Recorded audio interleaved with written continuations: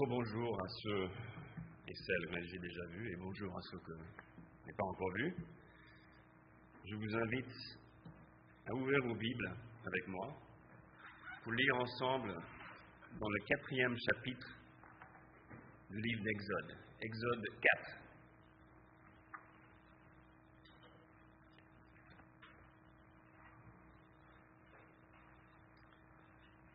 Je n'ai que commencé une série de prédications suivies sur le livre d'Exode. Dans le 4e chapitre, nous trouvons la deuxième partie du dialogue entre Moïse et Dieu. Dieu qui lui parle depuis le feu d'un buisson qui ne se consume pas. Dieu lui donne des promesses comme quoi il va parler aux Hébreux et il va faire sortir l'Égypte de leur d'esclavage. Et lisons verset 1 du 4e chapitre. Moïse répondit: Voici, ils ne me croiront point, et ils n'écouteront point ma voix. Mais ils diront: L'Éternel ne t'est point apparu. L'Éternel lui dit: Qu'y a-t-il dans ta main? Il répondit: Une verge. L'Éternel dit: Jette-la par terre. Il la jeta par terre et elle devint un serpent. Moïse fuyait devant lui. L'Éternel dit à Moïse: Étends ta main et saisis-le par la queue. Il étendit la main et il le saisit, et le serpent redevint une verge dans sa main. C'est là, dit l'Éternel, ce que tu feras afin qu'ils croient que l'Éternel, le Dieu de leur père, t'est apparu. Le Dieu d'Abraham, le Dieu d'Isaac et le Dieu de Jacob. L'Éternel lui dit encore: Mets ta main dans ton sein, et il met sa main dans son sein, puis il la retira. Et voici, sa main était couverte de lèpre blanche comme la neige. L'Éternel dit: Remets ta main dans ton sein. Il remit sa main dans son sein, puis il la retira de son sein, et voici, elle était redevenue comme sa chair. Si ils ne te croient pas, dit l'Éternel, et n'écoutent pas la voix du premier signe, ils croiront à la voix du dernier signe.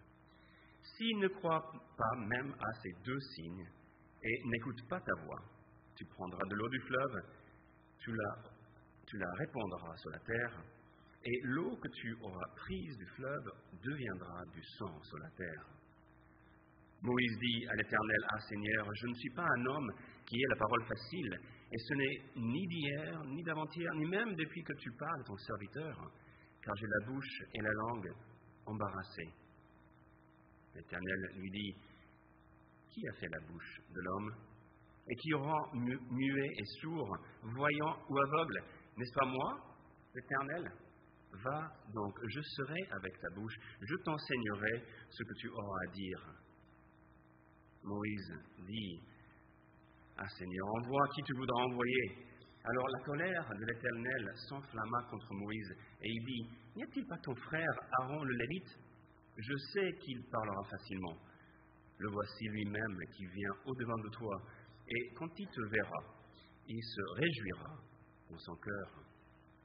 Tu lui parleras, et tu mettras les paroles dans ta bouche, et moi, je serai avec ta bouche et avec sa bouche, et je vous enseignerai ce que vous aurez à faire. Il parlera pour toi au peuple, il te servira de bouche, et tu tiendras pour lui la place de Dieu. Prends dans ta main cette verge avec laquelle tu feras des signes. Cela termine la parole, la lecture de la parole, notre texte ce matin. Prions ensemble.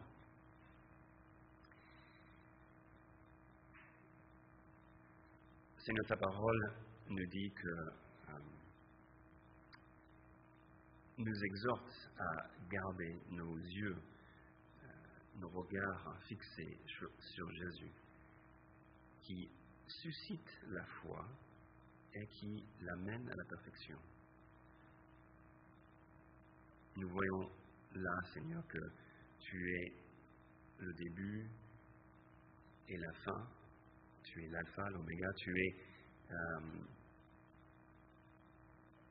Tu es le centre de tout, Seigneur. Que notre réflexion soit ancrée dans ta parole, pour que tu sois le seul objet de notre réflexion, Seigneur. Permets, Seigneur, à ce que je ne sois pas un obstacle à ce que ta parole soit éclaircie. Amen. Que pensez-vous quand vous lisez ce passage? Quelle image de Moïse avez-vous en tête? Peut-être que vous voyez un homme d'un certain âge, avec des cheveux gris, une longue barbe grise, également un bâton dans la main et ses robes longues. On pourrait identifier les magiciens avec cette même description, comme Merlin ou Gandalf dans Le Seigneur des Anneaux.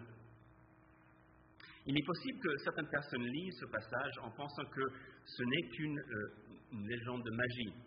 Surtout que Pharaon, plus tard, appelle ses magiciens quand Moïse se rend devant lui, plus tard dans le récit, en Égypte. Et les magiciens égyptiens vont produire les mêmes signes. Mais le but de ce passage n'est pas de nous hypnotiser, ce n'est pas non plus d'épater les Hébreux. Tu feras ces choses, dit Dieu, afin qu'ils croient que l'Éternel t'est apparu.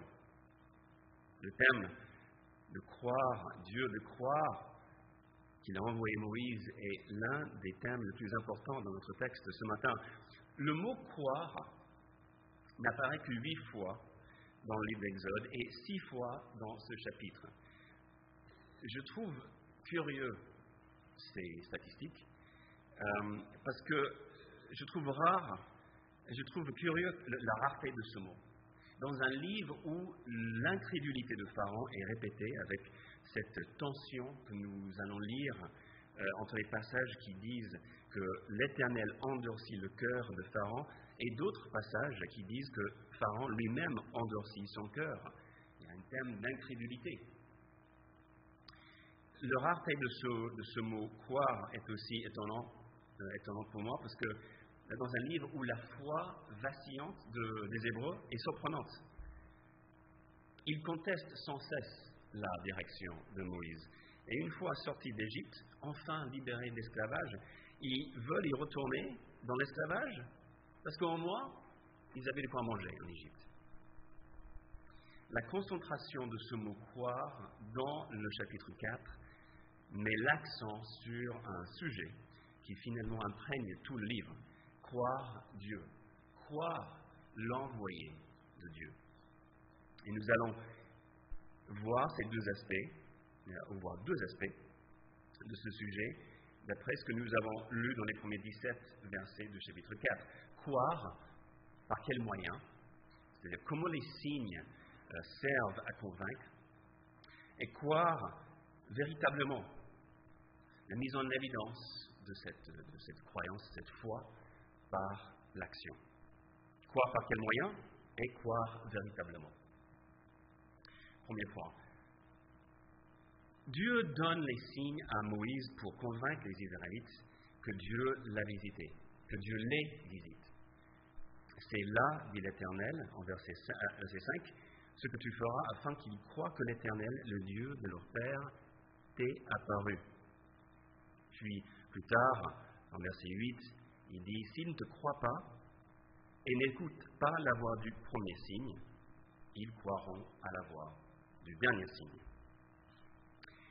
Les signes que Dieu donne ne sont pas des démonstrations brutes de puissance, un peu comme l'enfant Superman qui soulève un camion. Je ne sais pas si vous avez vu dans les comics ou dans le film. C'est une manifestation brute de force.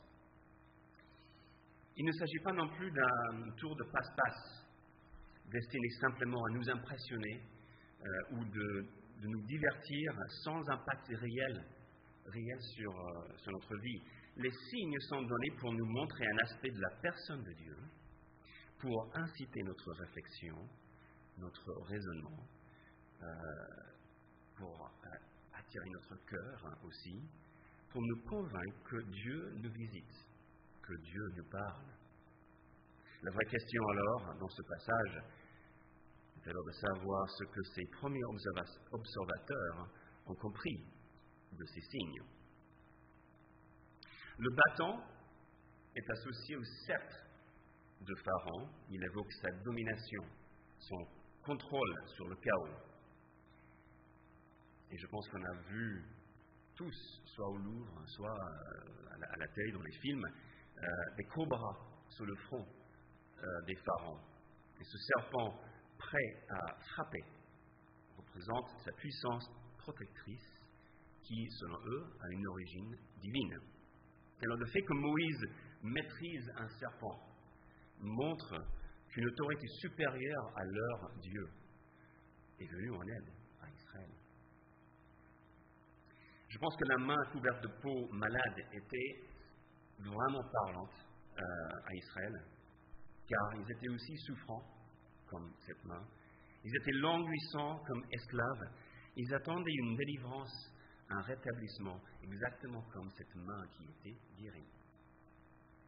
Ils doivent comprendre, Dieu enfin nous visite. Et j'ouvre une parenthèse, parce que ça m'a semblé à propos, et je pense que c'était évoqué dans la prière de quelqu'un. Peut-être qu'on peut se demander, mais pourquoi Dieu a-t-il permis qu'Israël soit en esclavage? Une délivrance, c'est fabuleuse, mais pourquoi pas simplement éviter la souffrance? La Bible, je n'ai pas d'explication, parce que la Bible ne nous donne pas d'explication. La Bible ne nous dit pas pourquoi Dieu permet le mal, mais il ne faut pas penser que le mal est hors son contrôle. Parce que si nous empruntons cette réflexion, cette voie de réflexion, nous sapons les fondements de sa souveraineté. Peut-être qu'il est plus fort que le mal, mais si nous pensons qu'il ne contrôle pas le mal, il n'est pas vraiment souverain. Regardons notre texte. Dieu a rendu la main de Moïse malade et saine. Parenthèse fermée. Nous voyons que les signes indiquent quelque chose qui est au-delà de leur manifestation immédiate. Ils parlent, ils ont leur propre voix. S'ils ne croient pas, dit l'Éternel, et n'écoutent pas la voix du premier signe, ils croiront à la voix du dernier signe. Le mot voix n'est pas présent dans toutes vos traductions, mais il est là dans l'origine, d'accord, dans l'hébreu. Pourquoi les traducteurs ont enlevé? Parce que c'est bizarre. Les signes n'ont pas de voix, alors que c'est le texte qui dit que les signes ont une voix. La voix des prodiges est en ligne avec la voix du prophète, qui est évoquée un verset plus tard. Les deux s'accordent, parce que les deux viennent de Dieu. Les Israélites sont appelés à écouter et à obéir les deux, parce que les deux, les signes et la voix des prophètes, viennent de Dieu. La voix du premier signe vient... je saute. Nous aussi, nous avons deux signes qui nous parlent, qui nous appellent à obéir et à suivre Dieu, le même Dieu que les Israélites. La voix du premier signe vient de la Bible. Jésus dit dans l'évangile de Jean, « Vous sondez les Écritures parce que vous pensez avoir en elles la vie éternelle. Ce sont elles qui rendent témoignage de moi. » La Bible est un signe qui nous indique Jésus. De la même manière que les signes donnés à Moïse indiquent des choses qui dépassent le contexte immédiat, la poésie et l'histoire de la Bible indiquent quelque chose qui dépasse la littérature. Elle nous parle de Jésus. Et cette voix s'accorde parfaitement avec une voix qui parle directement à notre cœur et à notre intellect de Saint-Esprit. Et Jésus encore dit à ses disciples en Jean 16, « Quand le Consolateur sera venu, l'Esprit de vérité, il vous conduira dans toute la vérité. Car il ne parlera pas de lui-même, mais il dira tout ce qu'il aurait entendu et il vous annoncera les choses à venir. » Les deux on a aussi deux choses qui nous parlent, deux voix qui nous parlent. Parfois, on pourrait être tenté à se dire, si seulement j'étais là quand les Israélites ont traversé la mer Rouge à terre sèche. Si seulement j'étais là au pied de Jésus, au pied des apôtres, pour entendre directement leur enseignement, pour voir les miracles. Si seulement, alors ce serait beaucoup plus facile d'y croire. Mais nous devons nous rappeler que notre Père parfait ne prive aucun de ses enfants des bénédictions. Il répand ses bénédictions sur tous. Il se manifeste à ses bien-aimés. Dieu nous donne aussi des signes qui nous parlent de lui. Nous avons les mêmes choses. Et on peut dire, d'une certaine façon, qu'on a plus, parce que nous avons toute la révélation, la parole de Dieu. Même l'apôtre Paul n'avait pas tout. Le psalmiste nous rappelle, car il est notre Dieu, et nous sommes le peuple de son pâturage, le troupeau que sa main conduit. Oh, si vous pouviez écouter aujourd'hui sa voix, n'endurcissez pas votre cœur. Sa voix nous parle aujourd'hui. Et cette image, pour moi, est assez parlant. Imagine, femme, si vous allez enlacer votre mari, il devient raide, il s'endurcit, il devient raide. Ça manifeste une froideur, une distance par rapport à vos affections. Et c'est exactement, je pense, ce que Dieu pourrait ressentir. Il se révèle à nous, il parle à nous, et il nous incite. Ne vous n'endurcissez pas votre cœur. Venez à moi.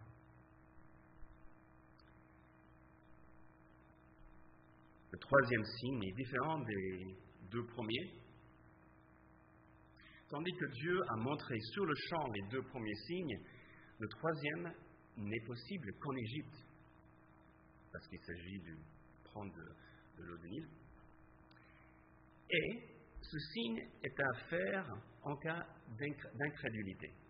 Si personne ne croit, après avoir vu le bâton se transformer en serpent qui est redevenu un bâton, si personne ne croit après avoir vu une main en parfait état devenir pourrie de maladie, et l'instant suivant redevenir saine, comme avant, alors Moïse lui versait l'eau de Nil sur la terre sèche, et en le faisant, l'eau devient du sang. Comment comprendre ce signe?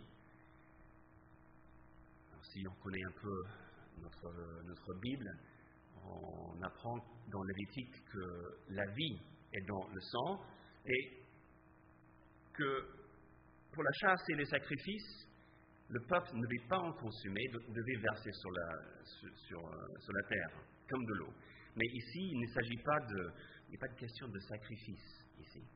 Donc, ce n'est pas dans ce sens-là que nous devons comprendre. Pour un peuple sédentaire et agricole comme les Égyptiens, un grand fleuve est la source de vie. Comment arroser les champs sans le Nil? Le signe pourrait montrer que la vie du Nil, à qui les Égyptiens ont donné des attributs divins, est entre les mains, encore une fois, d'une autorité supérieure, entre les mains de Dieu. Mais peut-être que la meilleure façon de comprendre ce signe est de nous rappeler Genèse 4. Vous vous souvenez que c'est après la chute d'Adam et Ève. Et quand Caïn tue son frère Abel, qu'est-ce que Dieu dit à Caïn? Qu'as-tu fait? La voix du sang de ton frère crie de la terre jusqu'à moi. À cause du péché, l'homme retourne à la terre. La terre de laquelle il est tiré. Mais un meurtre est un retour précipité, accéléré par un coupable. Et le sang versé sur la terre, ici, est synonyme de l'injustice. Et en conséquence, est un appel au jugement de Dieu. Et le texte nous dit que le troisième signe est à donner uniquement en cas d'incrédulité suite aux deux premiers. Le chapitre 7 nous montre que Moïse a fait les deux devant Pharaon. Il a transformé le bâton en serpent, il a repris. Et la séquence suivante, dans le récit, comprend les dix plaies. Et quelle est la première de ces plaies? C'est l'eau qui est transformée en sang. C'est l'eau qui devient imbuvable, l'eau qui devient toxique pour les poissons, donc qui n'était plus consommable. Et ça a touché tous les ruisseaux, tous les amas d'eau. Pour le troisième signe, on reconnaît ici l'injustice, l'oppression qu'éprouvent les enfants d'Israël. Et il introduit également le jugement et la délivrance de Dieu. Voici comment les Hébreux auraient pu comprendre ces signes, qui ont rallumé et qui ont confirmé leur espoir de délivrance. Voici comment les générations futures repassent ces histoires pour se rappeler que Dieu a délivré aussi longtemps et Dieu délivre maintenant. Voici comment nous pouvons aussi être assurés que le Dieu d'Abraham, le Dieu d'Isaac, le Dieu de Jacob et le nôtre voit nos détresses et intervient pour nous sauver. Deuxième point est croire véritablement. Les objections ou hésitations de Moïse à obéir à l'appel de Dieu ont commencé dans le chapitre précédent. En 3:11, Moïse dit « Qui suis-je pour aller devant Pharaon ?» Et quand mes frères me demandent le nom de celui qui m'envoie, que dois-je répondre? Alors, la réponse de Dieu est assez énorme comme théologique. C'est là où il se dévoile le nom de Yahweh. Pas la première fois, mais c'est là qu'il se manifeste. Et donc, on a tendance à diminuer un peu cette question de Moïse, mais c'est bien une hésitation. C'est bien c'est une objection gentille à l'appel de Dieu. Moïse persiste à ses objections dans la première verset que nous avons lu. Ils ne m'écouteront point. Ils vont dire non, l'Éternel ne t'est point apparu. Alors que Dieu a déjà dit, ils vont t'écouter. Ça rejoint un peu ce qu'on avait entendu ce matin sur la patience. C'est une autre patience, mais là on voit la patience de Dieu. Si le vin a les goûts qui viennent de la terre, alors c'est normal que nous qui sommes ancrés en Dieu doit aussi manifester les mêmes caractéristiques dans notre vie. Mais ici, Moïse évoque le doute du peuple. Mais on comprend qu'il parle finalement de ses propres doutes. 40 années après sa fuite d'Égypte, Moïse n'a plus de confiance qu'il avait auparavant. On ressent son insécurité presque écrasante il insiste à donner des objections à Dieu. Et face à son anxiété, les assurances de Dieu sont douces.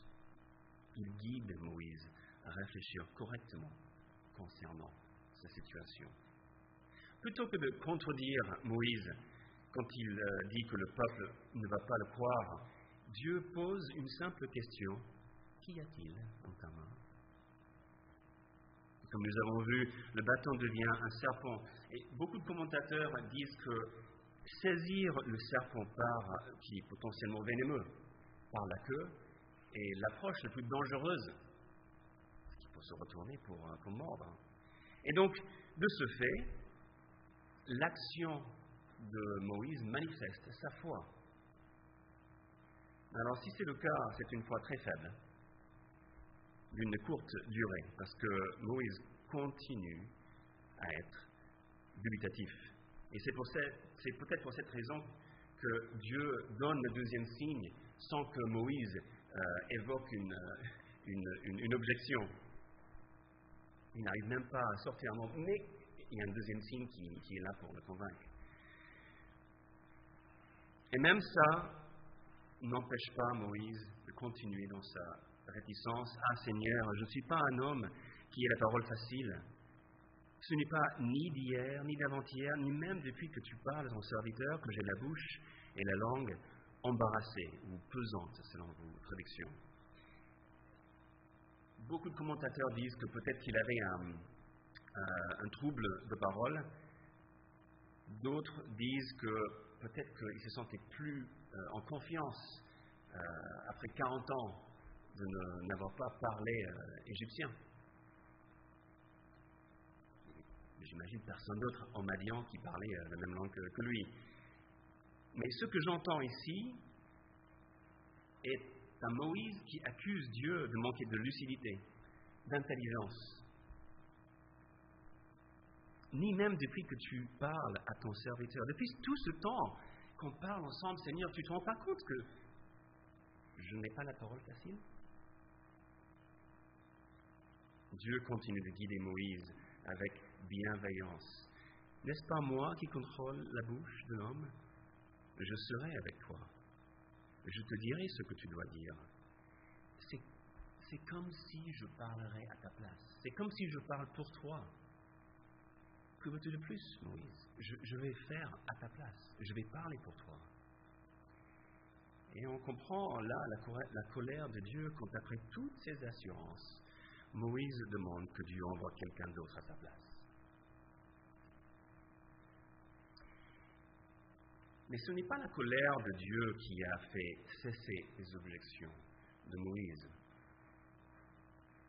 Si Moïse y va, s'il y va uniquement par crainte, ce n'est pas une vraie obéissance, ce n'est pas par amour. La chose qui fait cesser les objections de Moïse est le fait que Dieu envoie une aide, un compagnon. Aaron, son frère, est déjà en route pour le rencontrer. La certitude de la présence de Dieu est accentuée, renforcée, certifiée par la compagnie humaine. Moïse est prêt à aller en obéissance parce qu'il n'est pas seul. Regardons un peu cette idée, il n'est pas seul. Dans le jardin d'Éden, Adam avait tout. Adam avait tout, Dieu passait le temps avec lui, et pourtant Dieu dit, il n'est pas bon que l'homme soit seul. Et quand Adam voit enfin sa compagne, la compagne que Dieu lui donne, une aide semblable à lui, il est épanoui, il se lance dans la poésie. Vous vous rendez compte, les premières paroles de l'homme dans la Bible, c'est de poésie. Et c'est quand l'homme voit une femme. L'homme est épanoui quand il n'est pas seul. Os, au haut de mes os, chair de ma chair, ça vient du cœur, mais c'est physique aussi. Le prophète Élie était en dépression quand il fuit la reine Jézabel en 1 Roi 19. Alors que Dieu est avec lui à chaque étape, il est écrasé par une sensation de solitude. Je suis le seul, il dit à Dieu. Et quelle est la réponse de Dieu? Et moi? Non, c'est pas ce que Dieu dit. Il dit, j'ai gardé 7000 hommes, Élie, qui me sont fidèles comme toi. Il n'est pas bon que l'homme soit seul. Et quand Dieu voit l'humanité entière dans sa solitude, perdue et opprimée par l'esclavage de son propre péché, il envoie aussi un homme, Jésus. Non pas juste pour parler à notre place, comme Aaron parle à la place de Moïse, mais pour vivre à notre place, vivre une vie d'obéissance à Dieu que nous ne pouvons pas vivre. Non pas juste pour vivre à notre place, mais mourir à notre place, parce qu'on ne peut pas supporter le châtiment qui mérite notre péché. Croire véritablement implique d'aller en obéissance. Et pour Moïse, le signe définitif qui l'a convaincu d'aller est la venue d'Aaron. Et pour nous, le signe définitif qui nous convainc d'aller en obéissance est la personne de Jésus-Christ. Jésus a encore dit à ses disciples à la fin de l'évangile de Jean, « Comme le Père m'a envoyé, moi aussi je vous envoie. » D'être envoyé par Dieu, pour Moïse, c'est d'aller en Égypte, annoncer à la fois, dénoncer l'injustice, annoncer la justice et la délivrance, la visite de la venue de Dieu à son peuple. Pour nous, ça peut vouloir dire des voyages missionnaires, prêcher dans une église, mener une étude biblique, peut-être. Mais si notre problème, la chose qui nous fait hésiter, c'est la solitude, alors aller en obéissance veut dire être un réconfort autour de nous, d'accompagner, d'écouter. J'ai un ami missionnaire et ami depuis 25 ans, 20 ans. J'attendais une réponse un peu plus spirituelle de sa part, mais il était là à New York, les attentats en septembre. Il était là à Paris, dans plusieurs attentats, à Cachère, des choses comme ça. Et sa réponse était, faisons le deuil avec le peuple, avec les gens. Marchons dans la rue avec les gens. Écoutons les gens. Ils ont besoin de parler. Vivons la douleur avec les gens. Parce que notre présence est déjà un témoignage. Exactement comme Aaron. Aaron n'avait rien encore, il n'a rien dit encore. Et Moïse cesse ses objections. Aller en obéissance, peut-être pour certains, veut dire de ne pas avoir d'anxiété au travail. Dieu est au contrôle. Donc je peux me mettre au travail qu'il me donne, parce que ça vient de lui, parce que c'est lui qui le contrôle. Et notre sérénité peut aussi être un témoignage au travail. C'est pas grave si je ne réussis pas toujours, c'est pas grave si je rate un examen, si je rate une augmentation, une promotion, parce que les grandes questions de ma vie sont déjà réglées par Dieu. C'est déjà fait. Je suis libre d'avancer et de perdre.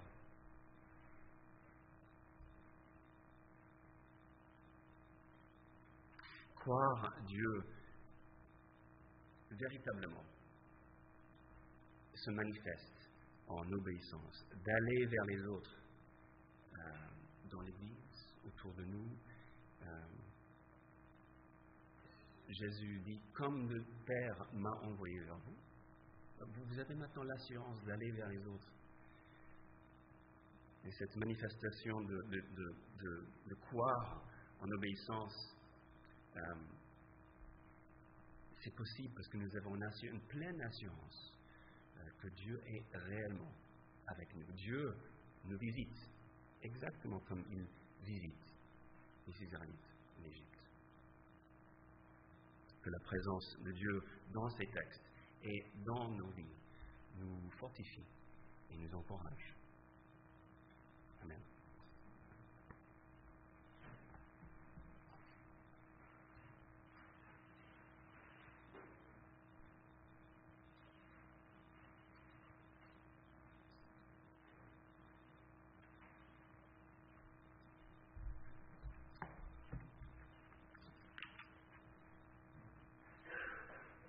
Merci Sean pour cette méditation sur en effet qu'est-ce que croire et comment croire.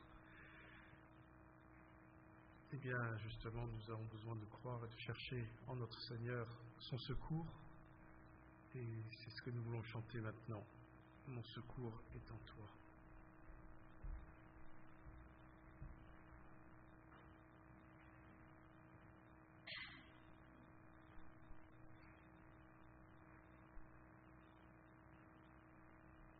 Je vous invite à vous lever.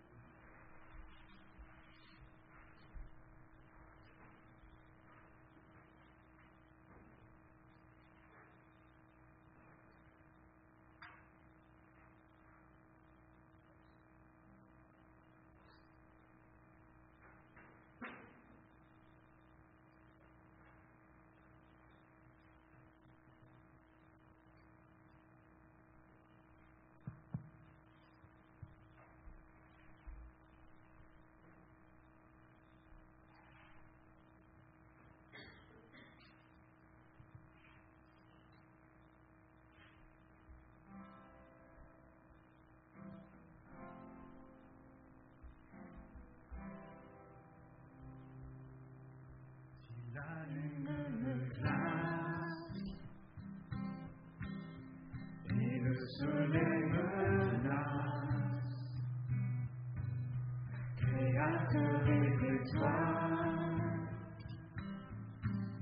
mon secours est en toi. Mes larmes ruissellent et que mon pain chancelle. Créateur de la paix, mon secours est en toi.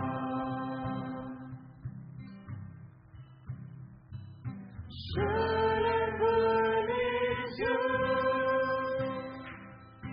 vers les hauts sommets. Toi seul est mon Dieu, je proclamerai. Toi seul est ma force, toi seul me reste mon secours est en toi.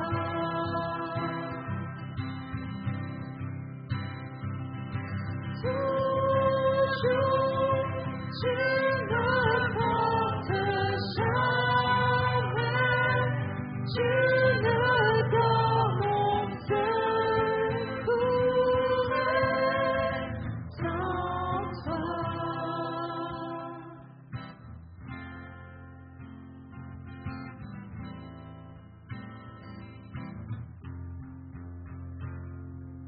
Si la peur m'envahit et mon âme chavire, Créateur de la vie, mon secours est en toi.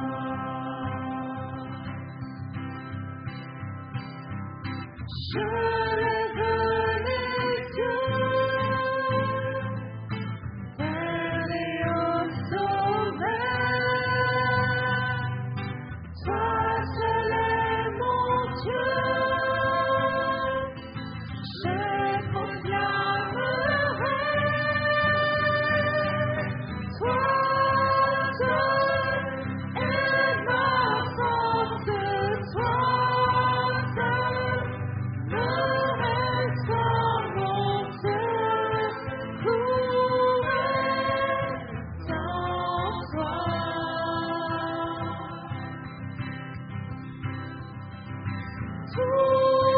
Toujours, tu ne portes jamais, tu ne dors mon secours est en toi.